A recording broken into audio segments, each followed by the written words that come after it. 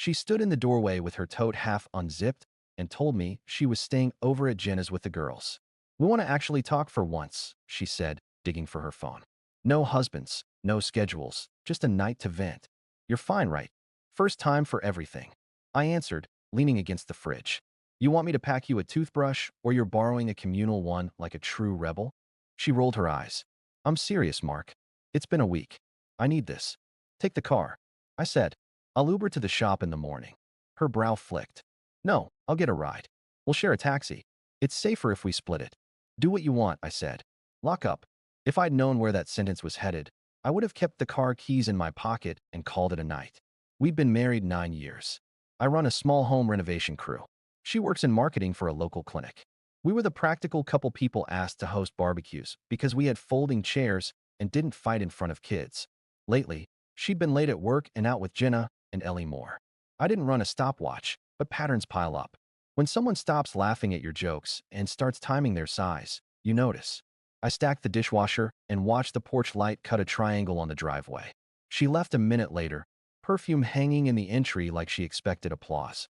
The next morning, I brewed coffee early and texted her. "You alive?" She answered 10 minutes later. "Coffee at Jenna's, heading to work from here." "You good?" "Peachy." I wrote. "Save me a crumb from your deep emotional growth." She sent a laughing emoji. It felt like a receipt. The first real crack wasn't a scream, just the way she started talking to me like I was part of the furniture. A week after the girls' night, she came home at 10 o'clock, shoes in hand, and tossed a "don't wait up next time" over her shoulder like we'd rehearsed it. I was on the couch going over estimates for a kitchen remodel. "You missed dinner," I told her. "I grabbed a salad," she said, already walking down the hall. "What about tomorrow? We said we'd go to Dan's thing, right?" she said, tone flat. "I might be slammed. We'll see." Translate, "we'll see" for me, I said, closing the laptop. "It means we'll see, Mark." She turned one eyebrow up like I was a slow student. "Don't be intense." "Not being intense." I replied. "I'm being married." She shrugged. "Then be flexible." I watched her disappear into the bedroom. The word flexible sat on my tongue like a dare. 2 days later, I took initiative. I changed the dinner plan without consulting. When she texted late afternoon, running behind. "Don't wait," I replied. "No problem. Push dance party. Booked a table at Hank's for Friday. We'll do an early night. No phones." She responded with a thumbs up and 5 minutes later, a question mark. "Then that's sweet. I'll try to make it." "You'll try?" I muttered, setting a new rule in my head. I wasn't chasing. If she wanted in, she could make a door. Friday came. She showed up 20 minutes late to the restaurant. Hair perfect, smile switched on like a stage light. She dropped into the booth and kissed my cheek. "Traffic was awful," she said, handing the hostess her coat. "Traffic doesn't apply inside a bar." I cut in, but okay. She glanced at the menu, didn't answer. A couple at the next table laughed too loud. Silverware clinked. She asked the server for a sparkling water and scanned her phone under the table. "Put it away," I told her. She stiffened. "I'm checking something for tomorrow." "Tomorrow can wait an hour," I said. "No phones. New house rule." She slid the phone into her purse. "I'm not a child." "Good," I said. "Then the rule fits." That earned me a thin smile. We ordered. She brought up surface topics, paint colors, a show her team was promoting, a funny thing a nurse said at the clinic. She avoided anything that felt like us. I tested her with something small. "Your sister called me about Thanksgiving. Said she wanted to coordinate." "She called you." The smile cracked. "She had a question about the smoker." I went on. "Asked if I could host again. I said we'd think about it." "Don't commit to things for me," she said. "I didn't," I answered. "I told her you'd get back to her, which you haven't, by the way." She spread a napkin on her lap. "I will. Calm down." "I'm calm," I said. "Just noticing." She exhaled through her nose. "Notice quietly." The server arrived with a tray, and the conversation moved to other people's lives. We finished and walked to the car. On the drive home, she stared out the window like the town offended her. "You look like you're studying a crime scene," I said.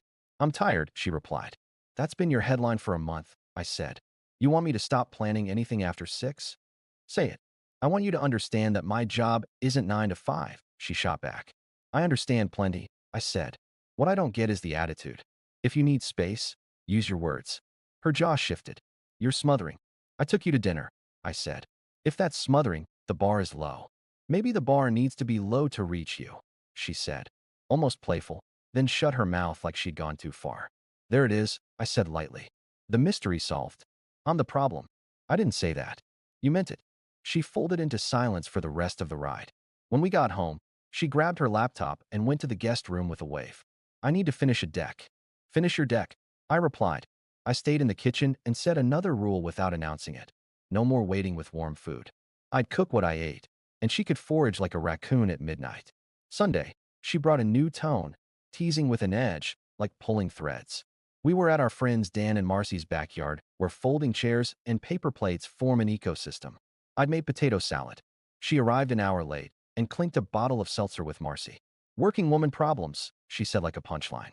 Some of us aren't home by 4. Dan looked at me, then away. He's a dry guy. He hates being in the middle. Marcy hugged her, asked about the clinic. My wife launched into a story about a project lead who couldn't format a spreadsheet and threw in, Mark thinks spreadsheets reproduce on their own. I smiled. I also think clocks work. She set herself down. Here we go.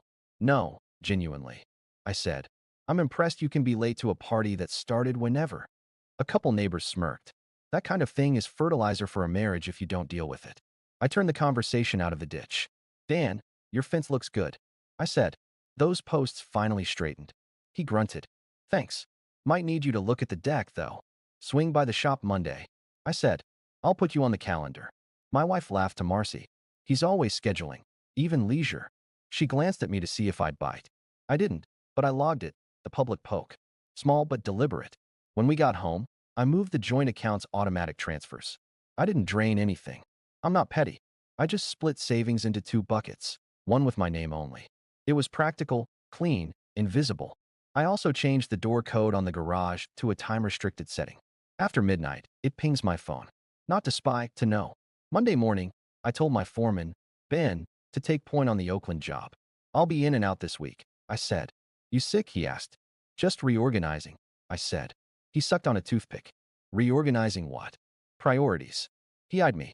That word usually means trouble. Could, I said. Or it means I'm done being flexible. Same difference. By the following Friday, she had added a new trick. Humor at my expense with her coworkers around. We were at a happy hour the clinic hosted in a downtown lounge. I don't like lounges. They sound like air filters, and the music is always 3 notches off from conversation. She introduced me to a cluster of people I'd never met. This is Mark, she announced. He builds things and thinks everything can be fixed with a hammer. One of the younger guys laughed too hard. I shook his hand. I also use levels and math. I told him, don't let the hammer hear you. It gets jealous. The group tittered. My wife rolled her eyes. He's kidding. He's very old school. Translation, I said. I show up when I say I will. Her coworker, Ellie, chirped. We need that energy in marketing. You need a calendar. I answered. Then sip my club soda. That's when I saw the new variable. She loved the audience. She turned to me with a knowing little smile. You okay? She asked, syrupy loud enough for them all. I'm watching you perform, I said, trying to decide if I should throw a tomato. The group chuckled. She colored, a quick flash. Ellie backpedaled into shop talk, and the moment passed. I'd planted a seed. I wasn't a prop. When we left, she was quiet until the street. That was rude, she said. What was? I asked. You embarrassed me in front of my team. You opened the show, I replied. If you don't want banter, don't start. She folded her arms. You could have taken the high road. I installed the road, I said. You're welcome to use it. She looked at me like she didn't recognize the blueprint. That was phase 1 of my initiative. Stop being the permanent net she'd bounce jokes off. Phase 2 was time and space.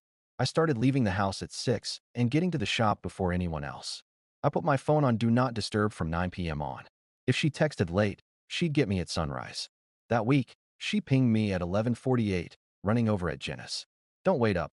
I didn't answer. In the morning, I read it with my coffee and went about my day. The first softening came right after that week of distance. Tuesday night, she showed up with a bakery box and a softer face. I grabbed your favorite, she said, setting the box on the counter. From the place on 5th, I noted. How do you know I was home? The garage app snitched. She ignored the jab. I thought we could watch something. I opened the box. You thought we could sugar our way back. Can you not make everything a test? She asked, her tone practiced like a scale. It's not a test, I said. It's a pattern. People bring desserts when they've burned dinner. Her eyes flicked. I'm trying, Mark. Trying at what? I asked. At being here?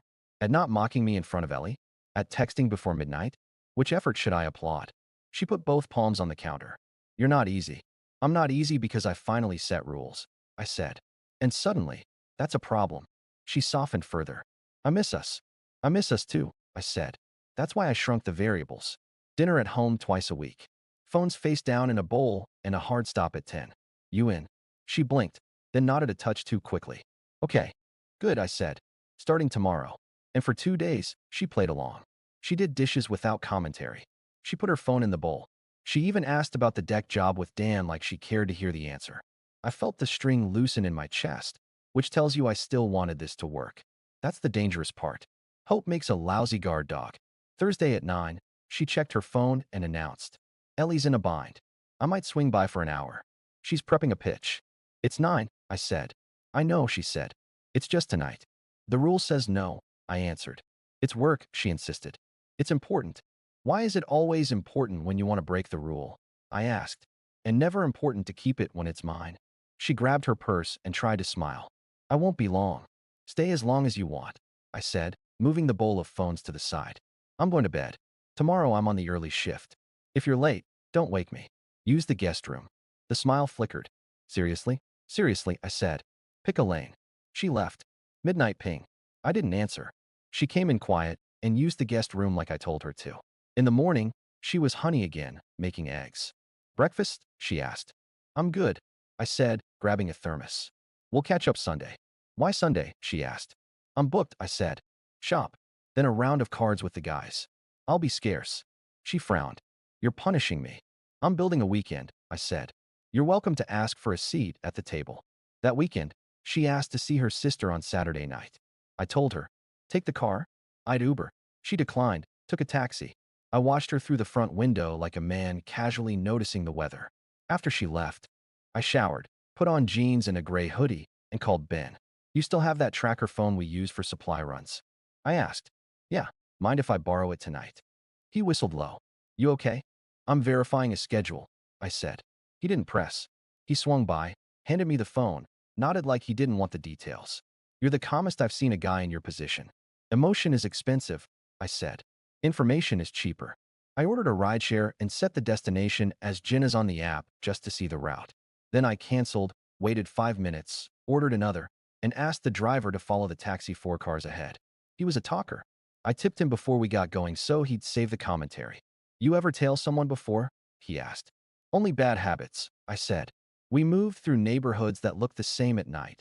Porches lit, dogs annoyed, the occasional jogger making deals with their heart. The taxi turned downtown, then cut toward a strip of restaurants near the river. I didn't react. I watched. The taxi stopped in front of a mid-priced place with a patio. My wife got out. A man in a blazer stood from a table and waved. She walked straight to him, no searching glance, like they'd done this 6 times and fine-tuned the timing. He hugged her. She hugged back like it wasn't their first rehearsal. My driver glanced in the mirror. You want me to stop? He asked. Keep rolling, I said. Then swing around and park on the side street. I took 2 photos from the sidewalk shadow. The hug, the hand on her lower back, the whisper near her ear. Plain, not dramatic, no staging. The truth doesn't need a monologue. I sent the photos to my own email, then to a folder I'd created with a bland name. Done. Good enough? My driver asked. Good enough, I said. Home, please. On the ride back, I didn't think about the man or his blazer. I thought about my plan. Step 1, stop explaining. Step 2, create distance without fireworks. Step 3, handle the paperwork quietly. I got home, sat at the dining table, and wrote a list. Move savings to secure account. Done. Pause joint credit card for new purchases. Done.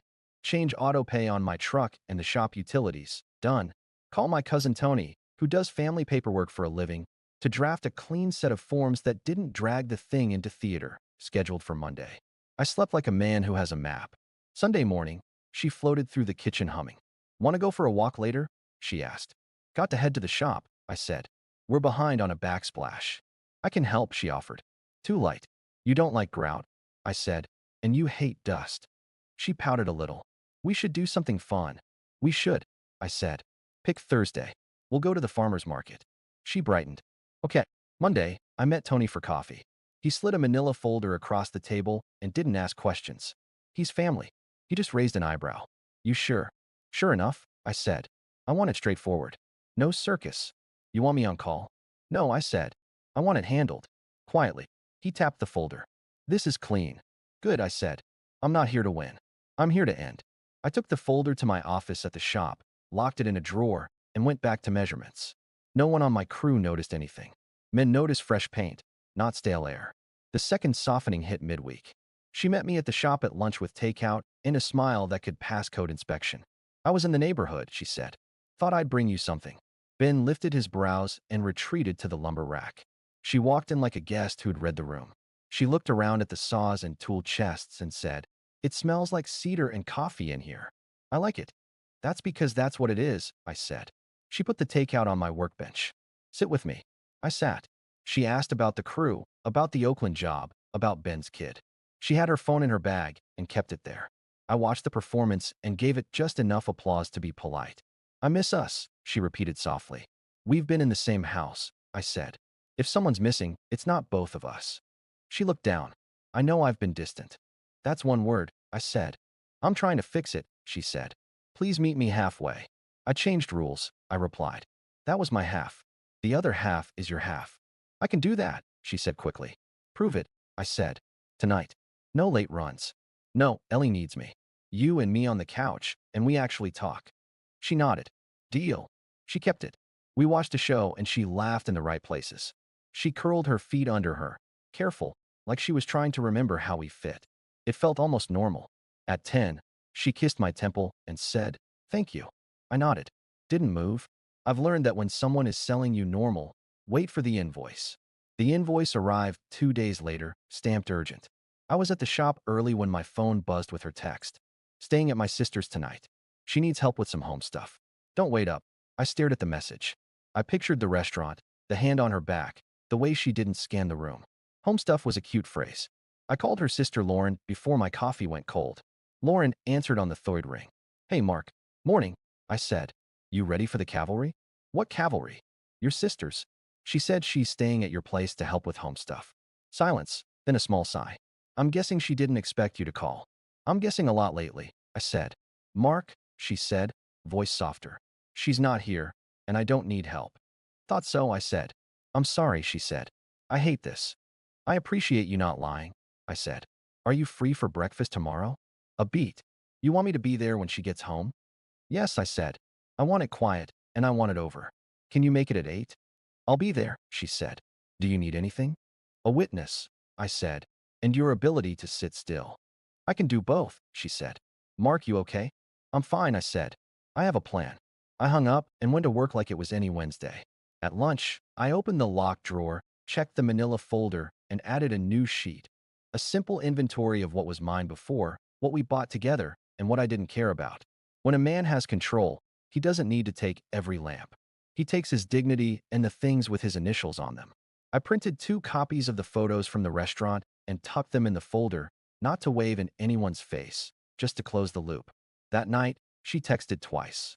"Running late at Lawrence, and don't wait up." I replied with nothing. I slept well. At 7:45 a.m., Lauren knocked. I poured her coffee in a plain mug. She sat at the dining table with her hands around the cup and didn't make small talk. "She's going to be a mess," she said. "Then she gets to learn." I answered. "I'll keep it clean." At 8:15, the garage pinged. The door opened, then closed.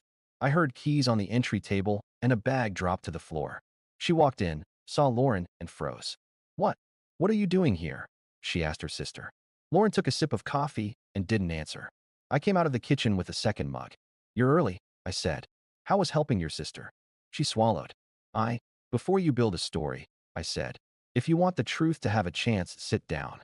She looked at Lauren, then at me. She sat. Her hands shook, but she kept them in her lap like she could hide the tremor. "I know," I told her. "I've known for a while. I didn't want a scene. I wanted clarity." She opened her mouth, closed it, opened it again. No sound. Lauren stared at the table. "I followed you one night." I went on, matter of fact. "I have a photo or two. Not because I enjoy photography, because I wanted to stop guessing." Her eyes filled.